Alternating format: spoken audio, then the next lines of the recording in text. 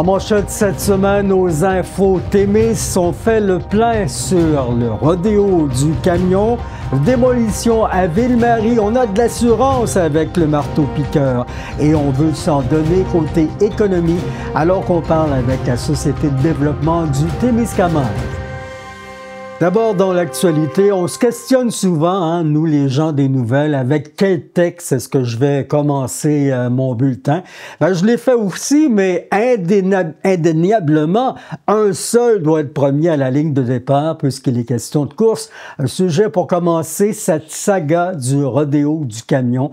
Critiquant les journalistes, d'ailleurs, il y a un citoyen qui m'a dit « Où est-ce que vous vous en allez avec votre truck dans une allée de quilles? » Je n'ai pas compris la question, mais j'ai promis quand même d'y répondre. Ça nous arrive, ça, de répondre à des questions qu'on ne comprend pas, mais qu'on arrange à notre goût pour que le citoyen soit heureux. La nouvelle a surpris tout le monde alors que déjà les gens étaient secoués de l'annonce du départ du rodéo du camion. Le Fest Rock de Lorrainville s'organise, mais là aussi avec un peu de controverse. Rencontre avec le maire Jean Martineau. Monsieur Martineau, Témis TV est heureux de vous rencontrer, de faire une visite. Puis on aura l'occasion certainement de parler beaucoup de Lorrainville parce que même si on ne peut pas les dévoiler tout de suite, il y a beaucoup de projets dans l'air. Mais ce dont vous voulez nous parler cette semaine, bien sûr, c'est ce nouveau projet qui s'en vient, cette nouvelle activité, un Festi-Truck à Lorrainville. Déjà, vous êtes excités, là. Et vous aussi, parce que quand on parle camion, c'est ainsi, ça nous émeut un peu. Vous aussi, ça soulève déjà des émotions chez vous. Là. Ah, beaucoup. C'est sûr que la venue d'un événement comme le Festi-Truck, ça peut causer aussi à certaines personnes des problèmes et tout. Mais justement, à cause de ça, on va faire une assemblée publique le 5 novembre prochain afin d'expliquer notre projet. Parce que sur le projet, il y a un comité là, qui a été un genre de CA qui a été fondé. Il y a 10 personnes là-dessus. On est 4 ou 5 de Lorrainville. Puis c'est des personnes quand même haut placées au Témiscamingue, soit dans le domaine du camionnage ou d'autres entreprises qui sont liées pour faire de cet événement un événement, puis là, je vais le souligner, familial. On n'a aucun rapport avec l'ancien comité ou l'ancien événement qu'il y avait à Notre-Dame-du-Nord. C'est un événement complètement nouveau qui pourrait, je vais vous dire pourrait parce que selon, je veux par respect, transparence pour ma population, dire on va les écouter. On va leur présenter notre projet, on va les écouter, puis après, on aura des décisions à prendre. Là. C'est sûr que depuis le printemps passé, depuis l'annulation du rodéo du camion de Notre-Dame-du-Nord à cause de l'histoire de la côte qui n'était plus légale selon le ministère des Transports, on a de la misère à prendre notre gaz égal, sans mauvais jeu de mots, là, parce que ça a soulevé beaucoup d'émotions, l'annulation, et là, on voit ce qui se passe, des gens qui démissionnent, on le sait plus, on continue à financer l'événement, on le souhaite. De votre côté, vous dites que c'est familial. Le rodéo du camion, il n'était pas familial à l'époque? À l'époque, oui. Justement, au début du rodéo, moi, je suis pas encore, mais je suis quand même un peu âgé. J'ai été au premier rodéo la première année qu'il y a eu l'événement, puis c'était vraiment familial et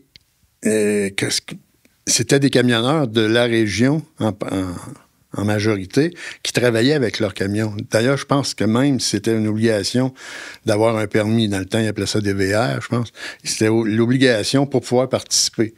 Donc, avec des véhicules qui allaient sur la route, on n'avait pas des performances comme il y avait les dernières années.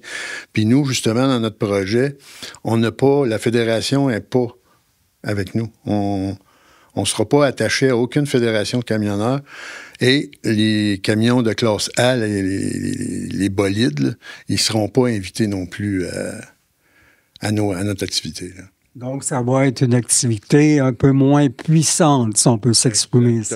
Exactement. C'est des camions de classe B et C qui appellent. C'est des camions qui vont travailler. c'est des camions qui passent dans nos rues, qui passent à tous les jours, là. OK. Alors, vous voulez que ce soit une activité familiale. Il y a des gens déjà qui s'inquiètent. Bon, parce que vous pensez qu'on croit que ça va être associé au rodéo du camion qui... bon, et ça, va falloir éclaircir ça. Commence à avoir mauvaise réputation là, avec tout ce qui s'est passé. Là. Bien, comme moi, je peux vraiment pas parler contre ce comité-là parce que j'étais pas impliqué personnellement. Mais c'est sûr qu'il y a eu, même en début de semaine, on a eu des commentaires que, bon, je démissionne, je reste, je démissionne, je reste. Ça fait des mauvais commentaires et on apprend par l'arrière, parce que dans mon comité, il y en a qui étaient quand même un peu proches, qu'il y a des choses qui vont sortir à un moment donné qui le monde va comprendre. Puis, il y a un comité qui veut se garder là-bas, mais on a des contacts avec eux autres. Ça ne sera pas pour faire un événement de camionnage. S'ils font un événement, ça va être autre chose. De votre côté, donc, vous voulez profiter de l'opportunité, on peut dire ça ainsi, pour garder un événement de camionnage au Témiscamingue? Bien, oui, mais le but premier, ce n'est pas vraiment... Nous, on a sauté sur l'occasion pour les retombées économiques. Beaucoup d'organismes au Témiscamingue vivaient, puis même, je vous le dis, vivaient grâce à ces contributions-là du tirage. Donc, on veut refaire ce mouvement. Moi-même, j'ai travaillé au regroupement d'entraide sociale du Témiscamingue, puis ils ont bénéficié de 50 000 pour les paniers de Noël. C'est un gros montant. Donc, nous, la première journée, je vais vous dire, c'est peut-être un petit fait cocasse, mais quand on a appris que ça s'en allait à Mattawa, le directeur du développement ici, qui est Simon Gélina, a sauté sur l'occasion. Il a appelé son neveu. Puis là, on parlait de camionnage. Le lendemain matin, il m'appelle, il dit, Jean, il dit, on aurait peut-être un terrain. Est-ce qu'on lève la main pour les offrir, pour que ça reste ici? Bien, on peut les offrir, pourquoi pas? Fait que de fil en aiguille, ça a parti. Puis dans l'espace de 3 jours, on avait des gens qui étaient déjà venus voir le site, qui avaient regardé, puis voir ça peut se faire, puis tout ça. Donc, c'est de là que tout est parti. Mais immédiatement, l'organisation du rodéo du camion n'a pas décidé de se joindre à vous. Ça a été demandé immédiatement et il y a eu une scission entre les deux. On n'a jamais eu de contact avec eux autres. C'est sûr que... Puis, si le comité aurait été intéressé, on aurait écouté, c'est certain. Il n'y a pas de problème. Nous, on levait la main pour garder l'événement au Témiscamingue, mais surtout pour les retombées économiques que cela apportait. C'est ce que vous allez défendre le 5 novembre prochain devant vos citoyens, présenter à Lorrainville un événement qui amassera des fonds pour aider la population. Exactement. Ça va être un de nos gros points.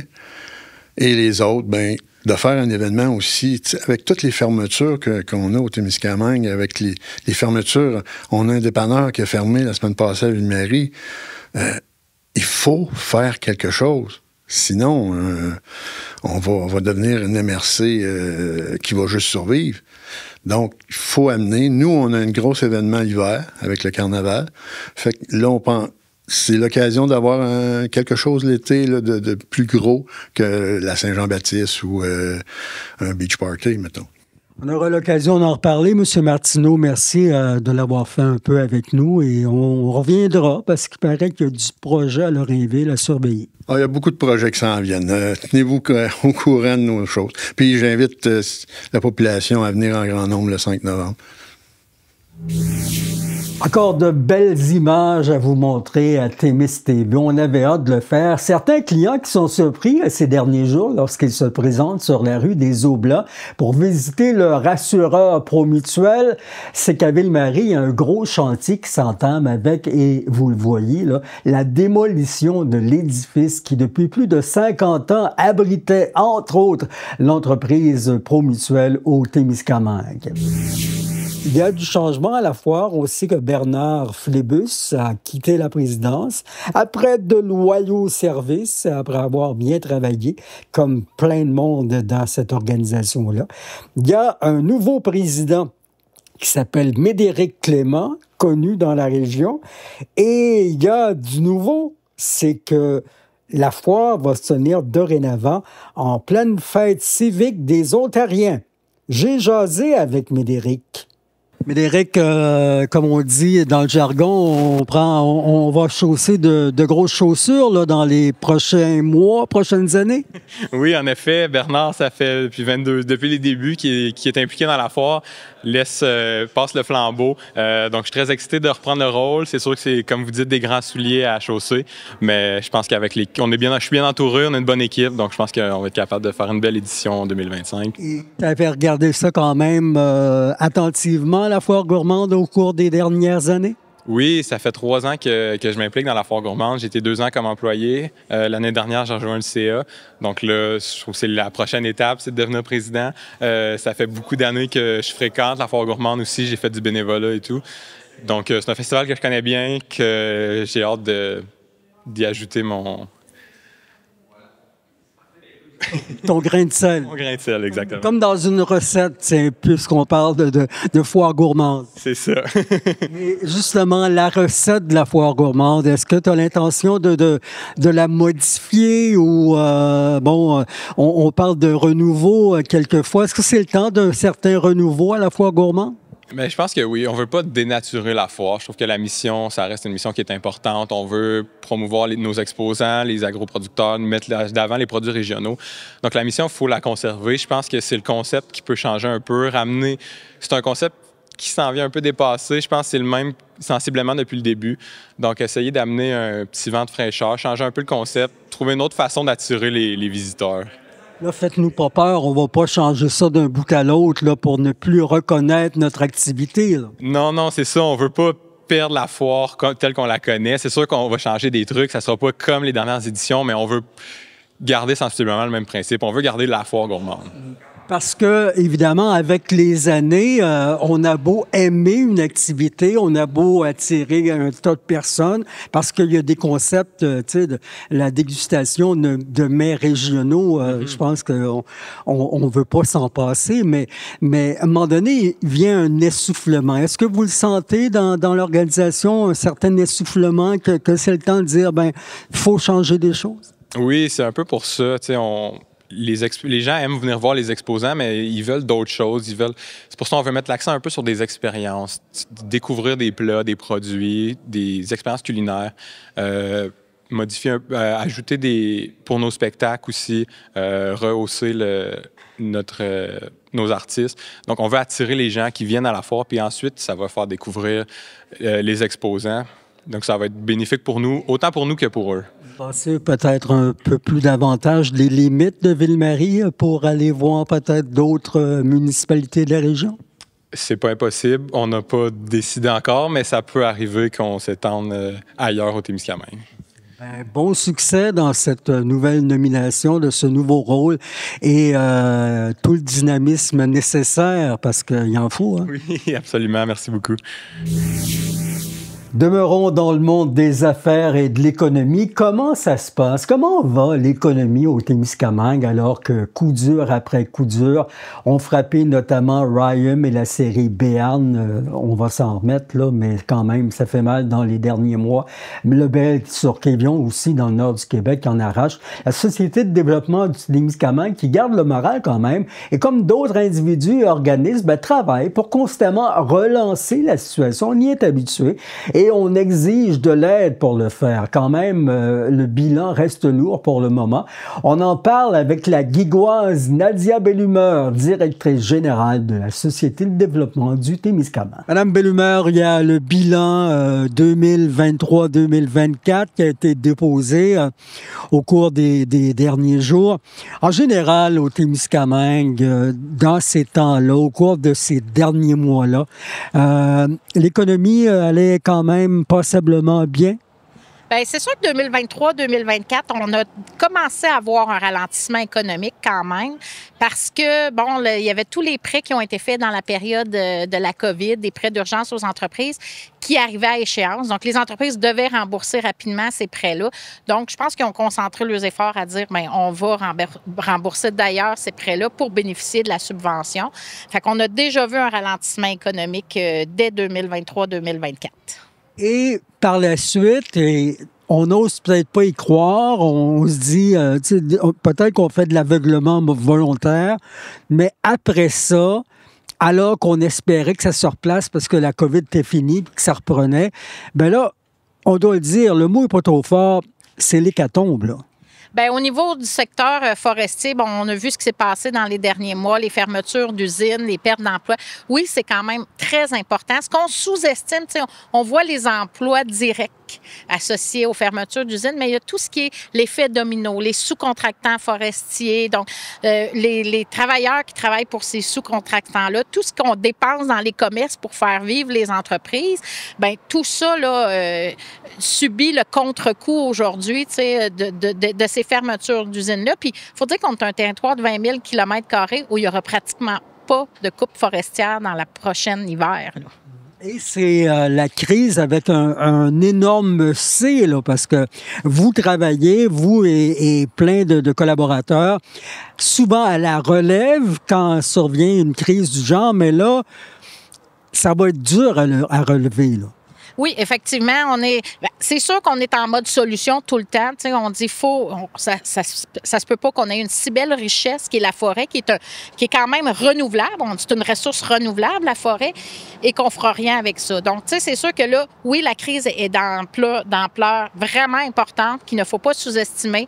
On est quand même déjà en mode solution. Qu'est-ce qu'on peut faire avec les essences sous-utilisées ou non utilisées actuellement dans le milieu forestier? On travaille sur la possibilité de faire des études pour vraiment diagnostiquer des potentiels de développement. On travaille avec l'industrie forestière, on travaille avec les sous-contractants aussi.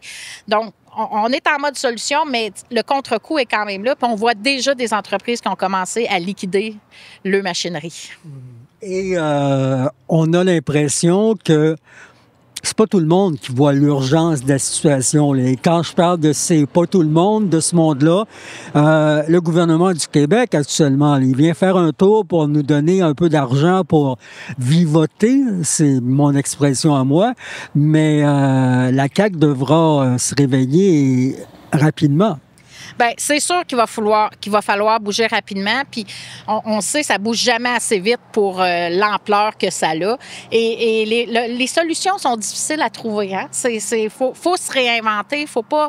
On ne peut pas faire toujours comme on a fait, sinon on va se ramasser dans 10 ans avec la même problématique. Donc, il faut se réinventer. Puis ça, bien, c'est une grosse machine à faire tourner le gouvernement. Hein? Fait que je pense que les solutions vont passer par le local, qu'on va soulever des solutions, amener des pistes de solutions, puis le gouvernement devra répondre présent pour nous appuyer. Et se défendre contre les difficultés. On a déjà vu ça au Témiscamingue. Malheureusement, on y est habitué.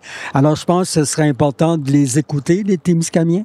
Oui, effectivement, on a toujours été très innovants, on a toujours été au-delà des problématiques, on a su se réinventer. Bon, on va continuer, mais oui, effectivement, ça va falloir trouver une oreille attentive puis accélérer la cadence. Madame Bellumeur, je pense qu'il y a des gens qui seront là pour vous soutenir. J'espère que ça va bien se passer. Merci beaucoup. Et parmi ceux qui interviennent pour faire avancer les choses, on se pose la question, est-ce que Québec et l'actuel gouvernement pourra solutionner cette crise de plus en 2025? Parce qu'il faut le dire, et c'est Madame la préfète de la MRC de Témiscamingue qui me le soulignait, la crise forestière qui sévit depuis le printemps de 2024 chez nous, elle n'est pas que témiscamienne, vous êtes peut-être aussi d'avis qu'elle est nord-américaine. Ça veut dire que bien du monde doivent s'en mêler. Conversation maintenant avec Mme Bolduc. Madame Bolduc, il y a déjà 3 mois, vous rencontriez le gouvernement à Québec pour demandé un peu d'action. Est-ce que vous avez senti que cette action-là s'est réalisée ou vous sentez qu'on s'en va, on ralentit là, dans les actions du gouvernement Legault envers la MRC du Témiscamingue? Ce qu'on avait demandé à ce moment-là, la rencontre qu'on avait avec M. Fitzgibbon, c'est de cette rencontre-là dont il est question, ça portait sur la crise forestière qu'on vit au Témiscamingue. La crise forestière, elle est pas seulement témiscamienne, elle est pan-québécoise. Dans le contexte, on est toujours en contact avec le gouvernement, avec Investissement Québec et avec la nouvelle ministre de l'innovation, de l'économie et de l'énergie pour le maintien des usines, pour pouvoir se réapproprier le complexe Témiscamingue et pour pouvoir assurer une relance solide des autres usines du territoire. Une relance ou un maintien solide des autres usines du territoire. Depuis, on a eu une annonce dernièrement concernant une éventuelle politique forestière, une énième politique forestière au Québec qui serait annoncée sur la fin de l'année 2025. On a été très clair. 2025, pour nous, c'est trop tard. Il y a urgence d'agir, il y a urgence d'intervenir pour le maintien des usines, des activités forestières ici au Témiscamingue. On a été très clair à l'endroit du gouvernement qu'ils doivent poser des gestes concrets maintenant. Actuellement, il y a une discussion qui se passe à Québec, qui se déroule à Québec sur l'avenir des industries forestières. Nous, on a mandaté notre député, Daniel Bernard, et le ministre régional, M. Boulet, pour que les choses soient accélérées pour le Témiscamingue. On ne peut pas continuer d'attendre qu'ils aient des nouvelles politiques. Une politique fin 2025, c'est beaucoup trop tard pour nous. On ne veut pas ça. On veut des gestes concrets maintenant. Et on l'a clairement énoncé. En attendant, qu'advient-il des arbres qui ont été abattus ou qui peuvent continuer à l'être au Témiscamingue? On ne peut pas attendre non plus que les usines ouvrent. Ça semble un peu trop long. On ne peut pas les laisser pourrir aussi dans nos champs. En fait, il y a une histoire de collaboration et d'utilisation et de partage de la forêt entre les MRC de la région de l'Abitibi-Témiscamingue. Du bois du Témiscamingue est régulièrement transformé dans d'autres usines de la région de l'Abitibi-Témiscamingue. Par ailleurs, nos usines utilisent du bois qui vient des autres MRC de la région. Alors, ce partage-là s'est poursuivi jusqu'à ce que Chantier Chibougamau interrompe les activités forestières. Actuellement, il y a du bois dans la cour de Chantier Chibougamau et le 28 octobre, il y a reprise des activités à l'usine de Béarn, 2 quarts de travail pour au moins 8 semaines. Ça va se dérouler à compter du 28 octobre et ils peuvent assurer 2 quarts de travail pour utiliser la fibre qui est déjà récoltée. Maintenant, et c'est pour cette raison-là qu'on a demandé au gouvernement d'intervenir et d'agir rapidement, on veut avoir des signaux clairs et des mécanismes concrets pour pouvoir assurer le maintien des activités forestières à moyen et long terme. On sait aussi qu'il y a d'autres discussions qui ont cours pour l'usine de Belle-Terre et on sait qu'il y a des discussions actives qui sont en cours en ce moment pour l'acquisition de l'ensemble des usines du complexe à Témiscamingue. Maintenant, quand M. Fitzgibbon est venu au mois d'août, il a été clair, ça ne se déroule pas sur un espace de 2 semaines. Ce sont des longues négociations et ces négociations-là sont toujours en cours. Donc, vous êtes confiante qu'on s'occupe de nos gens au gouvernement du Québec? Je suis confiante qu'ils nous entendent quand on leur parle. Je porte le message de la MRC au nom de tous mes collègues, maires et mairesses du territoire, et nous sommes très actifs à l'endroit des élus du Québec. Est-ce qu'on est écouté? On va le voir à travers les réponses qu'on recevra. Mais nous, on demeure très actifs et très engagés. Il faut aussi savoir, comme la crise forestière est une crise pan-québécoise, il faut aussi savoir qu'on n'est pas seul à revendiquer auprès du gouvernement et que l'ensemble des régions qui revendiquent, des MRC qui revendiquent, on est tous dans des régions périphériques. Saguenay-Lac-Saint-Jean, Côte-Nord, Bas-Saint-Laurent, Gaspésie, l'Outaouais, on est tous dans des régions dites périphériques et des régions dites ressources. Alors, on n'est pas les seuls à parler. On n'est pas les seuls à parler haut et fort. On a bon espoir d'être entendus. Moi, je suis confiante que l'industrie forestière, c'est une industrie d'avenir actuellement dans le contexte des changements climatiques. L'industrie doit pourtant traverser la crise actuelle et en ce moment, on revendique des mécanismes clairs pour aider les populations, les communautés à traverser cette crise-là. Merci, Mme Bolduc, d'avoir fait le point avec TV Témis. Merci beaucoup. Parlons un peu de sport et d'une autre formation qui nous rend fiers, c'est celle du Raid du Témiscamingue qui reçoit l'élan nécessaire. Une bonne nouvelle après le succès répété de cet été. L'événement met en avant des valeurs telles que les saines habitudes de vie, la persévérance et l'esprit d'équipe, en plus de promouvoir le pôle aventure nature via le Raid du jeunesse. Il y a la MRC de Témiscamingue, on parlait avec eux tantôt, qui confirme son soutien financier pour la 4e édition du Raid Aventure Témiscamingue en 2025. Le comité exécutif qui recommande à la MRC de Témiscamingue d'approuver une aide de 175 000 $ qui provient du Fonds Région Ruralité, volet innovation et signature. Le soutien qui permettra aux organisateurs de boucler leur budget annuel de 850 000 $, assurant ainsi la continuité de l'événement avec toutes les retombées économiques et la visibilité internationale pour la région. Voilà, c'est tout pour l'instant, pour cette semaine. Rejoignez-nous la semaine prochaine pour un autre Info Témis et écrivez-nous si vous avez des nouvelles à nous communiquer à journaliste@témis.tv. Au revoir.